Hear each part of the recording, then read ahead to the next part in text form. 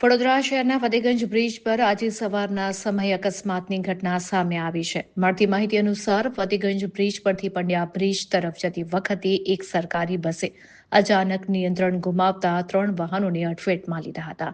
અકસ્માતમાં સામેલ વાહનોને નુકસાન પહોંચ્યું છે, જ્યારે સદનસીબે કોઈ મોટી જાનહાનિ થવાના સમાચાર સામે આવ્યા નથી.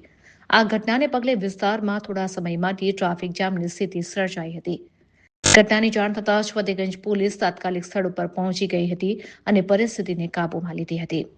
પોલીસ દ્વારા હાલમાં આગળની કાર્યવાહી હાથ ધરવામાં આવી રહી છે અને અકસ્માતના ચોક્કસ કારણોની તપાસ શરૂ કરવામાં આવી છે. સ્થાનિક લોકોના કહેવા મુજબ બસની ઝડપ વધુ હોવાને કારણે આ અકસ્માત બન્યો હોવાની શક્યતા વ્યક્ત કરવામાં આવી રહી છે. હાલ ટ્રાફિક વ્યવસ્થા સામાન્ય બનતી જોવા મળી રહી છે.